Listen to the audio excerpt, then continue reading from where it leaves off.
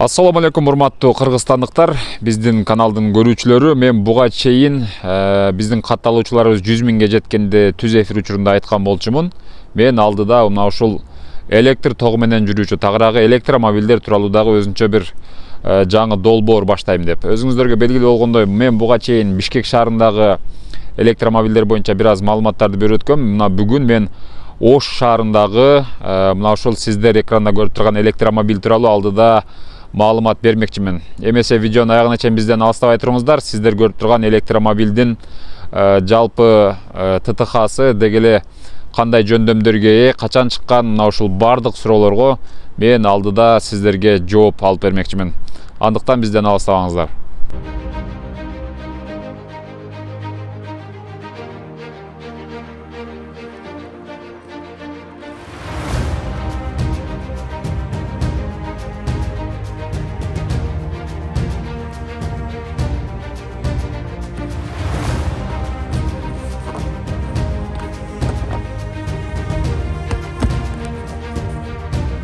Бул сиздер көрүп турган электромобиль негизи Кытай Республикасынан чыккан, Пекин шаарынан. Ал эми моделин айта турган болсок, Bike EV200 деп аталат. Сиздер көрүп турган бул электромобилдин жалпы салмагы, оордугу 1 тонна 250 килограмм. Ал эми кыймылдаткычынын, моторунун кубаттуулугу тагыраагы 53 киловатт. Жалпы заряд сыйымдуулугу болсо 30 киловаттты түзөт. Мен сиздерге унааны бир катар айлантырып көрсөтүп коеюн. Бул жакта көрүп турасыздар.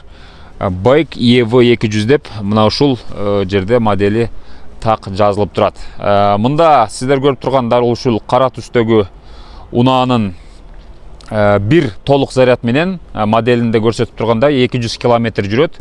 Тагыраагы сиз бул унаа менен шаар ичинде жүргөнгө, шаарда айдаганга абдан ыңгайлуу экендигин билсеңиздер болот.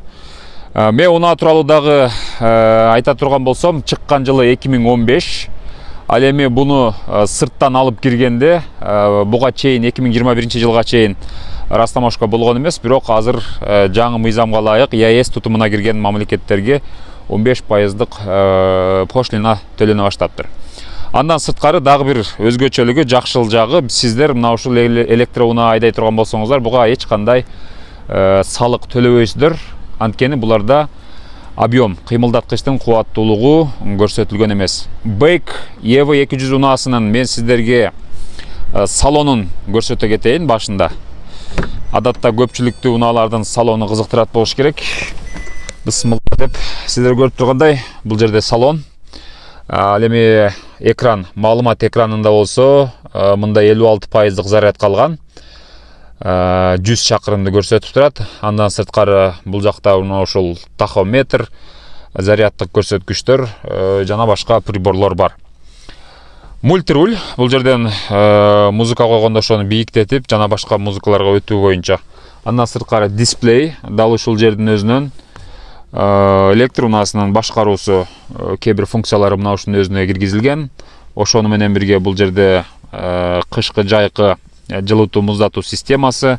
Ал эми бул жакта болсо биз не деп айтабыз, жанагы ылдамдаткыч, нейтралка, D, E жана ошондой эле артка жүрүүчү R белгилери. Негизи мында парковка деген белги жок. Ручной тартканда өзү парковка болуп эсептелет. Бардачок көрүп турасыздар. Ичи негизи аябай таптаза, тыкан, жана ошондой эле мындайча айтканда орусчасына уютный унаа деп айтсак болот. Бул жакта мына ушул плафондор көрүп турасыздар. Торпедасы дагы мыкты. Негизи отурганга дагы абдан ыңгайлуу унаа экен. Бул жакта подлокотник көрүп турасыздар. Мына ушундай ар бир эшиктин бурчунда музыка үчүн колонкалары бар. Ал эми бул жерде болсо сиздер көрүп тургандай артты көрсөтүп туручу күзгүлөрдү оңдоп түздөчү атайын прибор, 4 терезени көтөрүп түшүрүүчү стеклоподъемниктер. Ошол баягы эле поворотник, дворник, бардык функциялары кадимки адаттагы унаалардыкындай. Мен эми унаанын арткы тарабындагы сиздерге бир сырас көрсөтүп коеюн. Унаанын арт жагында болсо мына ушундай. Дагы аябай кенен көрүп турасыздар. Ортосунда баягы мурунку Жигулилерге окшоп эмеси жок. дөңсөсү. Арты дагы аябай таптаза, мыкты. Ремендер көрүп турасыздар, кадимки унаалардыкындай. Терезелер бардыгы баягы айтып өткөндөй электр прибору менен көтөрүлүп жүрүлөт. Чындыгында электромобиль мага аябай жакты, көрүп турасыздар. Эсепте мындай эми кыймылдаткыч скорость деле жок. Айдагандан кийин газ тормоз менен гана башкарып унаны айдап кете берет. Андан сырткары мен эми сиздерге дагы бир нерсесин, эң негизги нерсесин айта кетейин. Бул кантип зарядтайбыз деген. Бул жакта көрүп турасыздар, бул жагы жөнөкөй зарядтоочу жери, тагыраагы кадимки 220 вольттук биз үйдө саюучу ошол немелерге, розеткаларга сайып зарядтай турган жери мына ушул жер. Бул жерден тагыраагы күнүмдүк заряд ушул жерден толтурулат. Заряд канчада толот бул жактан? Эгер 0 боло турган болсо 8 сааттын тегерегинде толот экен. Андан сырткары бул жакта болсо быстрый зарядкасы бар. Кадимки биздин телефондордо билесиздер, көпчүлүк телефондордо быстрый зарядка функциясы бар. Мына ошол функциясы мунун алдыңкы тарабында. Бул жерди көрүп турасыздар. Мына ошол жерден быстрый зарядкага сайылат. Эгер тез зарядтоочу жерге сая турган болсоңуз, бул жерден сиз 1 саатка жетпей 45-50 мүнөттө толук зарядтап алсаңыз болот. Мына ушундай. Көрүп турасыздар. Так, аны эмесе мен алдыда мына ушул жүктөөчү бөлүгүн, багажды дагы көрсөтүп коеюн сиздерге. Бул жак багаж, кенен, сыйымдуулугу дагы чоң, көрүнүп турасыздар. Бул болсо мен баягы айтып өткөн кадимки зарядниги. Мына ушул жерден ачып зарядка сайылат. Мына ушундай. Жукканасы дагы аябай кең, мыкты деп айтсак болот. Бул жакта арткы стоптун дагы жанып туруучу бөлүгү. Мына ушундай электромобиль тууралуу мен сиздерге болушунча маалымат бердим. Так, эмесе биз от алдырабыз, жүргүзүп эми жолго чыксак болот. Жанды, скорость дыга коюлду. Ручнойду түшүрүп айдап кете беребиз. Көрүп турасыздар, эч кандай баягы кыймылдаткычтын үнү жок. Кадимки эле троллейбуста кетип аткандай. Шум жок. Жөнөп барсак болот.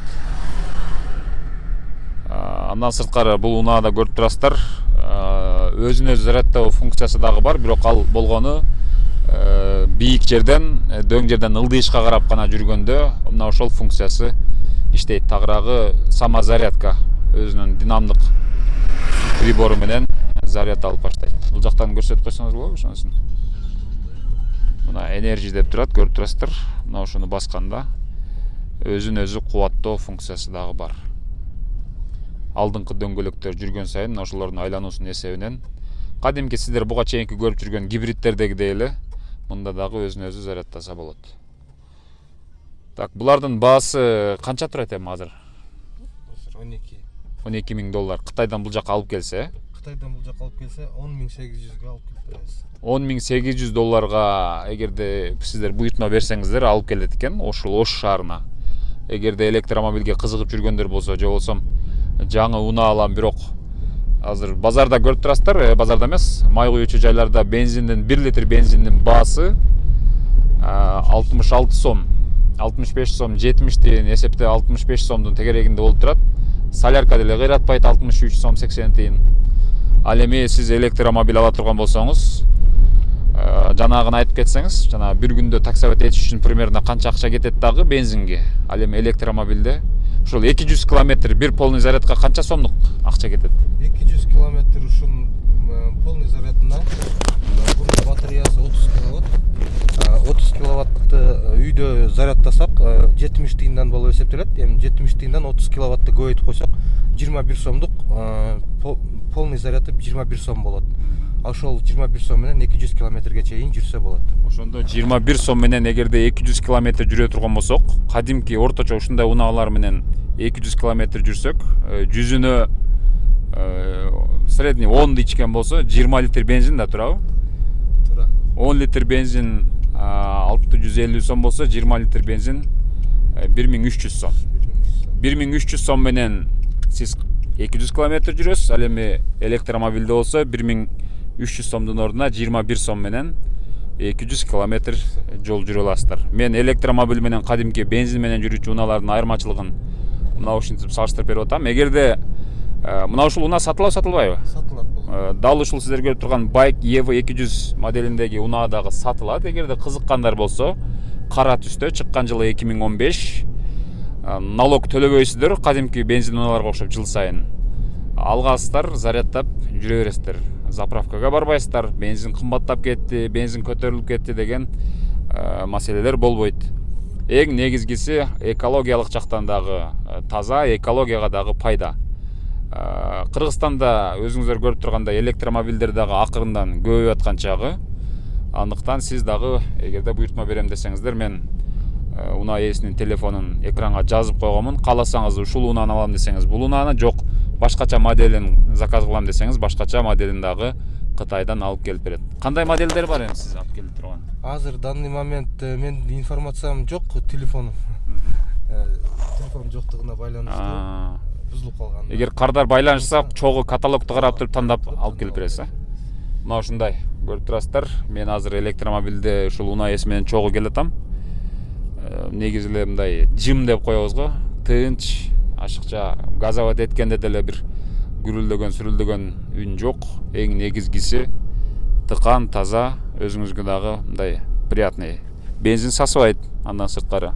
Дагы бир нерсени айта кетейин, электромобилде кадимки бензин менен жүрүүчү унааларда бир 3000-дин тегерегинде деталь боло турган болсо, ал эми электромобилдерде бир 400-дүн тегерегинде болсо керек, ага деле жетпейт. Канча деталь көп болгон сайын унаа ошончолук көп бузулат, көп ремонт талап кылат. Ал эми детали аз болгон сайын буларда мындай ремонт требует эткен жерлери боло бербейт. Дагы бир суроо да, көпчүлүктө ушундай суроо бар. Электромобилдин батарейкалары эме болгондон кийин анан ошону алмаштырган кымбат дешет да. Сиздин маалыматыңыз барбы ошол боюнча? Маалыматым бар. Батарейка, именно ушул машинанын батарейкасы Кытайдан заказ кыла турган болсок, $3000 чейин турат. $3000 чейин жаңы батарейка. Жаңы эмес, использованный деп айтылат, мындай бэушный колдонулган батарейкалар, бирок состояниясы жакшы батарейкалар. Буларды алмаштырып берген устасы барбы? Усталары ошто анык билбейт экенмин, бирок гибрид жасаган центрлерде болот. Ошто гибрид центрлер бар. Гибрид центрлерден дагы батарейкаларды алмаштырсаңыздар болот. Эң негизгиси сиздер көрүп тургандай мына ушул баягындай кыжалатчылык болбош керек. Анткени бул унааны деле оңдосо болот. Анткени электромобиль көбөйгөн сайын мунун деле усталары ачылат, устаканалары ачылат дегендей. Азырынча мына ушул гибрид центрлерден оңдотсоңуздар болот.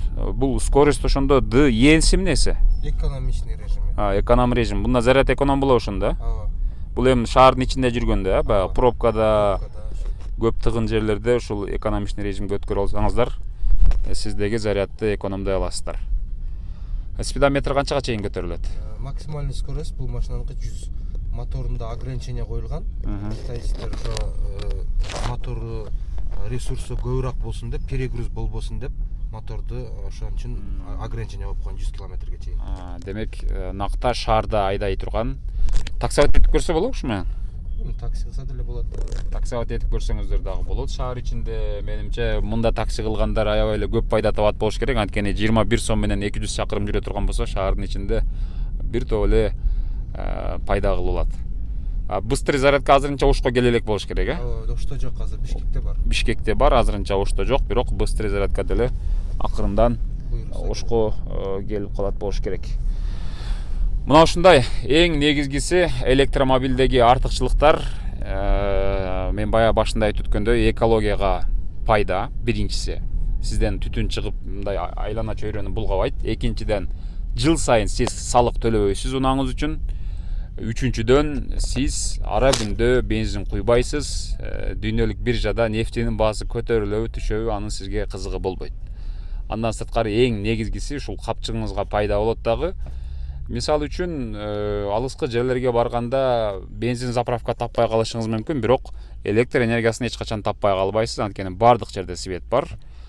Ушул токко сайып заряд менен кеңири жүрө берсеңиздер болот. Бул унааны сатам деп атасыз, канча деп атасыз баасын? Bunun басы азыр айтылыш басы базарга алып чыккан $12,000 деп атабыз.